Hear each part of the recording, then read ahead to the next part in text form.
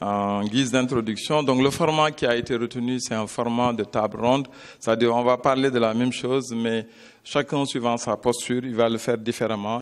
C'est venu à son heure parce qu'il s'agit d'un débat qui est actuel, qui est opportun, qui est utile, parce que nous sommes à 20 ans de la réforme hospitalière qui date de 1998, qui assure aujourd'hui essentiellement la gouvernance hospitalière. On le fera autour de 3 questions, c'est des questions d'évidence, de constat et de débat, comme je l'ai dit tout à l'heure. Rappelez simplement que l'hôpital, c'est hier, l'hôpital, c'est aujourd'hui, l'hôpital, mais également, c'est le futur, c'est demain. C'est un parcours qui est parti de la charité à la bienfaisance à ses origines, en passant par la santé publique, pour finir ce que nous connaissons actuellement, qui est de la médecine clinique.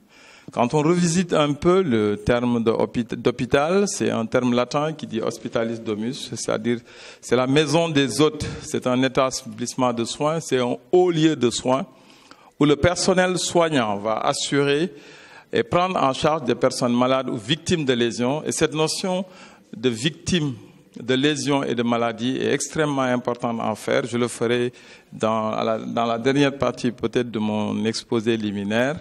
On a souvent pris la santé comme étant la lutte contre la maladie, mais comme l'autre le disait, c'est un état de bien-être physique et mental. Maintenant, on y introduit l'environnement, les facteurs environnementaux, et même plus, ce n'est plus un état de santé, un état, mais il faut demeurer en bonne santé. Donc, il y a une notion de rester en bonne santé, de le demeurer dans le temps.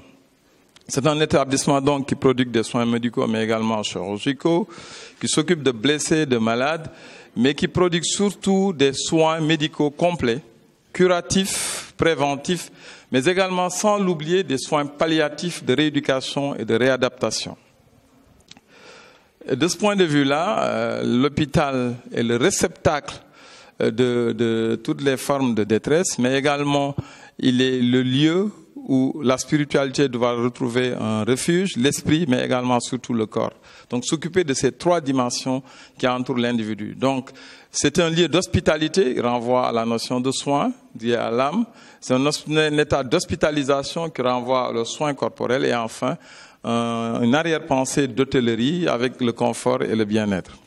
De ce point de vue-là, il s'agit d'un vaste projet, qui est un projet qui est pluridimensionnel, qui est à la fois un projet humain, social, financier, économique et sécuritaire. Sécuritaire, pour prendre l'exemple de notre pays, durant les événements de la Sonacos, si l'hôpital n'était pas là, ce serait une catastrophe. Quand on a connu malheureusement ce conflit entre le Sénégal et la Mauritanie, l'hôpital a joué un rôle extrêmement important dans la prise en charge et dans la paix des cœurs et des hommes. C'est un réceptacle de détresse, et là j'ai cité Sankar Vadoué, qui est un grand administrateur de services de santé de la PHP, qui disait que l'hôpital est la somme conjuguée des détresses. La détresse physique déjà qui existe, elle peut être morale ou psychique, mais elle peut être sociale, voire sociétale et familiale. Et enfin, elle peut être financière. Et ça, nous le vivons au quotidien dans nos hôpitaux. Quand un malade est hospitalisé, c'est toute la famille qui vit cette détresse et qui peut finir parfois par des drames sur le plan familial. Donc l'histoire des hôpitaux est inséparable de l'histoire de l'homme, de l'histoire de la médecine et de l'histoire de l'humanité. Et c'est ainsi que pendant très longtemps, il a servi d'abri aux pauvres, aux étrangers, aux pèlerins, aux migrants, aux contagieux. L'hôpital a côtoyé donc la protomédecine dès l'Antiquité, et c'est peut-être le temps qui ne le permet pas, pour revisiter toute l'histoire de la médecine à travers la vie des hôpitaux. Mais on prendra simplement quelques repères. Dans l'histoire, aujourd'hui en France, il n'y a pas une grande ville française, vous ne trouvez pas un hôtel-Dieu. Ça existe à Paris, ça existe dans toutes les grandes villes françaises. Et quand on scrute la civilisation arabo-musulmane, on va retrouver que, selon les écrits, 900 ans auparavant, le premier hôpital a eu lieu à Bagdad, et on cite les noms d'Ibn Sina, qui est connu en littérature française sous le nom d'Avicenne, mais également d'Aboul Cassis. Plus près de nous, on va citer sans parti pris quelques hôpitaux. L'un des plus anciens, c'est l'hôpital de Saint-Louis, qui dépend de l'ère coloniale en 1786. Et il a été reconstruit en 1827. Et aujourd'hui, je pense qu'il fait partie du patrimoine quasiment à conserver, à sauvegarder. Après, nous avons l'hôpital principal de Dakar, 1882, à peu près 200 lits. Vous avez à droite la configuration ancienne et l'allure actuelle, et qui a été terminé vers les années 1897. Après l'hôpital mère, où nous avons tous appris, où nous avons fait nos armes en tant que praticiens, l'hôpital Dantec 1913. À gauche, vous avez la configuration de l'hôpital Dantec et à droite, un peu la vue futuriste de ce que devrait représenter le Dantec dans un projet qui est en cours d'hôpital de niveau 4. Et enfin, l'hôpital où nous travaillons, l'hôpital général de Grand-Yoff, qui était ex-CTO, construit en 1989 et qui a été cédé au ministère de la Santé en 1997. Donc, parler de l'hôpital, c'est à la fois revisiter le concept ou la dimension architecturale d'un hôpital, son organisation, son financement, sa gouvernance, son hébergement, sa logistique et enfin ses activités. Nous allons passer en revue 5-6 diapositives comme ça. Quand j'ai regardé un peu cette question sur le top 10 des hôpitaux, vous avez des hôpitaux de 2000 lits, par exemple, à Bagdad. À Sao Paulo, le plus grand hôpital fait 2200 lits. Il est évident qu'aujourd'hui, c'est une très grande réflexion sur des hôpitaux de cette capacité-là, au moment où on migre vers des concentrations moins importantes et un regroupement hospitalier. Construire un hôpital, c'est d'abord tout un projet social, mais également sociétal, avec ses exigences sur le plan de l'évolution, sur le respect de l'environnement, sur la durabilité, sur le caractère structurant au nom du projet, sur l'hospitalité, mais également sur le sens et le caractère artistique. Alors à ce niveau-là, au point de vue concept, deux concepts s'opposent. Quand on regarde le style pavillonnaire de l'hôpital de Dantec, qui est opposé de plus en plus à des structures d'architecture en barre. Et ça, aujourd'hui, les économistes et les constructeurs savent que ça permet de faire des économies d'échelle.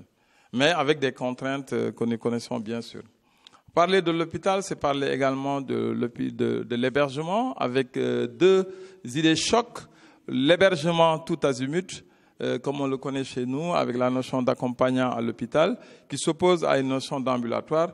Aujourd'hui, pour donner une idée, les économistes de la santé imposent aux services chirurgicaux en France d'avoir dans leur activité au moins 40% d'activité en ambulatoire parce qu'ils estiment que l'hébergement fait perdre beaucoup d'argent aux structures.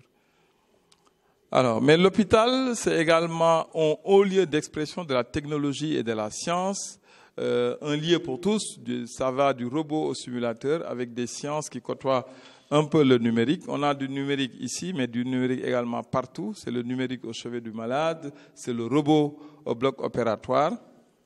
C'est également un lieu de l'expressivité de la diversité culturelle, mais également de la diversité culturelle. L'hôpital, c'est également des situations très difficiles, conflictuelles, avec des pénuries, avec une accessibilité, des équipes assez spécialisées. Et c'est pas pour rien peut-être que derrière nous, le Sénégal un peu s'est engagé à mettre un CROUS en place. Et enfin, je vais terminer par ce que j'ai dit tout à l'heure. Les évidences et les constats. Les évidences, c'est qu'aujourd'hui, nous sommes tous d'accord que le commanditaire qu'est l'État, l'usager ou celui qui fréquente l'hôpital qu'on appelle le patient, les acteurs que nous sommes, on a au moins quelque chose de commun, c'est une insatisfaction partagée. Aujourd'hui, personne n'est content de notre système. Pour ce que j'ai dit aujourd'hui, l'État tout le temps tape sur la table pour dire il faut regarder un peu les urgences, comment ça se passe, ce n'est pas normal. Les praticiens que nous sommes, je pense que vous en aurez une démonstration tout à l'heure avec le professeur Khan, et les usagers régulièrement nous amènent à voir Sakhalat et dans les journaux. Donc, ce qui veut dire qu'il y a un système, il y a un mal-être, et je pense qu'il faut qu'on prenne notre courage à deux mains et qu'on en discute. C'est également des humeurs et des rumeurs, comme je l'ai dit, mais dans tout ça, l'hôpital reste quand même le premier secours et le dernier recours. Quand on ne peut plus rien faire, on va à l'hôpital, et quand c'est très grave, c'est à l'hôpital qu'on va. C'est pourquoi je pense qu'il faut revisiter un peu notre système, où l'hôpital de niveau 3 est au sommet de la pyramide, mais je dis toujours c'est une pyramide renversée, ou en tout cas c'est la base de la pyramide, parce que tous les acteurs aujourd'hui formés, pour une grande partie à un certain niveau, passent à l'hôpital, que de l'administratif au médico-technique. Donc l'hôpital est irremplaçable dans notre système. Un système qui va bien, c'est un système qui va progresser dans ses différents démembrements, mais ce n'est pas un système qui doit l'être par rapport à un autre. C'est également les constats, c'est quelques interrogations qui vont peut-être ressortir dans les propos des uns et des autres. On assiste de plus en plus à une certaine, ce que moi j'appelle la migration professionnelle. Ça a été étudié dans le cadre d'un master de ressources humaines. On assiste le plus souvent à une migration du professionnel, de la santé vers l'administratif, moins l'inverse. Et donc, ça va dire qu'on va avoir des pertes de bras, on va avoir des pertes de technicité. Et là, on peut beaucoup échanger sur les motivations. Elles ne sont pas que pécuniaires, contrairement à ce que les gens veulent dire. Il y a de la frustration, il y a beaucoup d'autres choses qui feront peut-être l'objet d'autres études. Il y a également une dépossession médicale.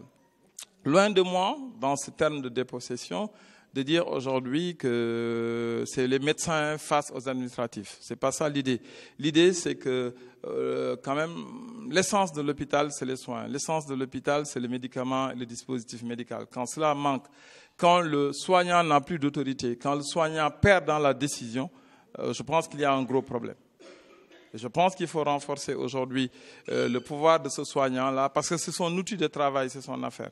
Ce qu'on a accepté ailleurs n'a pas accepté ailleurs, ce n'est que dans le domaine de l'hôpital qu'on l'a accepté. C'est l'absence de plan de financement et de plan directeur. C'est également parler de la qualité des soins dans sa rubrique insuffisance et altération. Donc le débat est ainsi lancé. 4 questions. Dans le cadre de la réforme acte 3 de la décentralisation, c'est peut-être parler de l'hôpital et du territoire, parce qu'on connaît un peu les réformes en France qui parlent également du renforcement de l'agence régionale de santé. Et je crois qu'aujourd'hui, c'est un pouvoir transféré qui, aujourd'hui, doit faire bénéficier à l'hôpital. C'est également le problème de la gouvernance hospitalière. J'en ai parlé tout à l'heure. On a connu des épisodes de réforme de la réforme, mais on n'a pas encore vu le bout du tunnel. Et enfin, le financement, avec comme architecture aujourd'hui l'hôpital privé et l'hôpital public. Entre les deux, il n'y a rien du tout. Alors qu'aujourd'hui, on devrait pouvoir réfléchir sur le rôle que pourrait jouer ce qu'on a appelé là-bas l'hôpital privé à bien collectif. On l'appelait bien non lucratif. C'est 10% du système hospitalier français et qui est parti de l'hôpital confessionnel. Sur l'expérience du Sénégal, il n'y a que 2, c'est Saint-Barthélemy et Saint-Jean-de-Dieu, qui font office d'hôpitaux confessionnels. Et donc, c'est des hôpitaux qui, théoriquement, sont des médianes entre les deux systèmes, qui vont poursuivre une arrière-pensée, qui vont une philosophie de l'hôpital public, mais qui ont fonctionné comme un système public. C'est également réfléchir sur la qualité des soins, et je l'ai dit tout à l'heure, c'est une invite au changement de paradigme, qui est que notre vision est orientée maladie, mais il faut qu'elle soit également orientée binoculaire, orientée un peu vers les traumatismes, parce que les traumatismes sont différents des maladies.